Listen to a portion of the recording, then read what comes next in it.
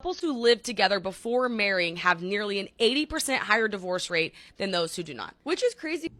I don't know if I'd say it's crazy, but I would say it's not true. This isn't my area of research, so if you want to learn more, I'm going to tag Dr. Rachel in the comments because she has a great video on like the content of this.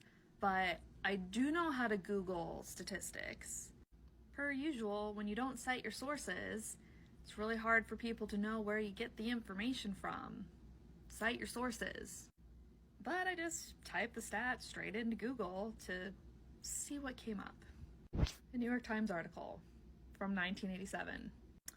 Couples who lived together before marrying have nearly an 80% higher divorce rate than those who did not. That's like almost verbatim what they just said, right? 1987, New York Times article. But where did the New York Times get this handy dandy stat? Well, what do you know? In 1987, they were citing their sources. It came from a study of Swedish women that was done by the National Bureau of Economic Research. I'll tell you more about the study in a minute, but of note, right off the bat, like right after they give that stat, let's look at this quote from one of the authors of this research. We are not saying in any way that cohabitating causes higher divorce rates. So like already, based on what the author of the study themselves said, this 80% stat from the 1980s, from Swedish women in particular, is being taken wildly out of context. Again, if you want to learn more about the content of this, please see Dr. Rachel's TikTok. The study was based on a 1981 survey of 4,996 Swedish women. Then the researchers also did some interviews for people who were between 20 and 44.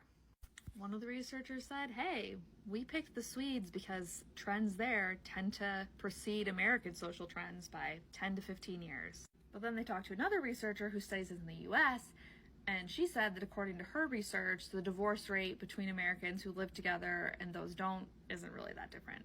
What's amazing about this New York Times article from the 1980s is it's giving full context. It gives the stat, it has the researchers explaining the stat, it gets another researcher who has like found not the same thing to talk about that. Like, talk about full context for a statistic. Like, I'm loving this 1980s New York Times article.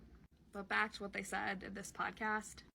Not my field, not my area of expertise. I cannot explain this, but I can say sharing that stat is misinformation. Do couples who live together before they're married have an 80% higher divorce rate? I don't know. They found that for Swedish women in the 1980s. I'll leave you with this.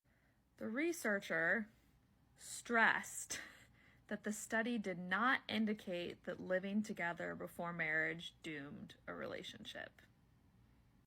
The researcher. So if you're living with someone, you're not married to them yet, but you want to be married to them, based on this stat and this research, I really wouldn't be too pressed about it.